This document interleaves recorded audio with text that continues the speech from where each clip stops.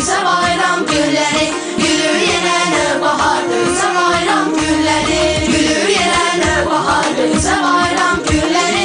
Gülür yenə bahardır ise bayram günleri.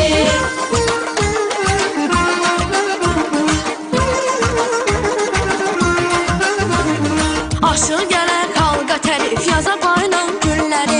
Əlində saz şirin avaz yaza bayram günləri. Aşık gələr xalqa tərif yaza bayram günləri. Əlində saz şirin avaz yaza bayram günləri. El içində yaxşı danış, eşidən əhsən desin. El içində yaxşı danış, eşidən əhsən desin. Gülür yenə bahardır ise bayram günleri. Gülür yenə bahardır ise bayram günleri.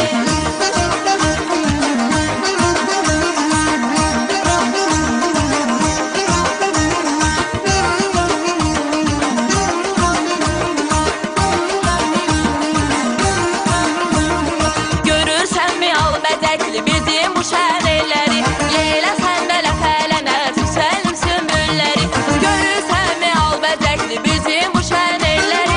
Yeləsən də ləpələnə tüsəlim sümbülləri. Ağızda nəğmə oxuyur vətənin bülbülləri. Ağızda nəğmə oxuyur vətənin bülbülləri. Xoşbəxtliyə gündə olur bizə bayram günləri. Xoşbəxtliyə gündə olur bizə bayram günləri.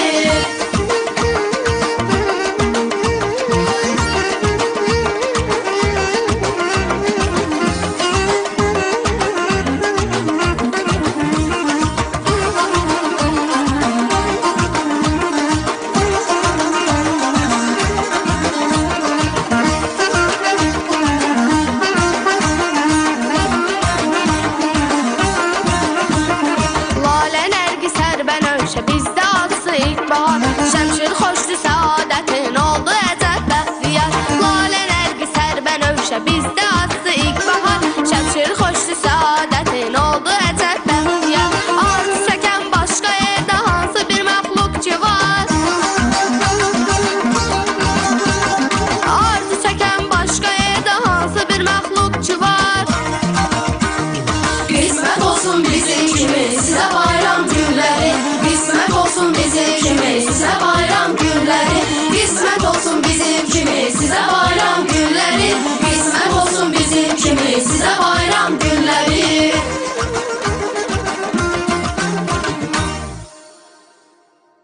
Şəmsiniz qızlar, təşəkkür edirik. Bayramınız da mübarək olsun. Və qeyd eləyək ki, 4 nömrəli Uşaq İncəsənət Məktəbinin Ulu Göyçə Qızları Saz İfaçıları qrupu. Xüsusilə təşəkkürlər Kəmalə xanıma Şirinova. Çox təşəkkür edirik, minnətdarıq sizə. Təşəkkür edirik. Azərbaycan mədəniyyətinin çox gözəl nümunəsi olan Xanımlara saz nə gözəl arşiv yaraşır. sənətini çox gözəl formada təqdim etdilər. Təşəkkürümüzü bildiririk.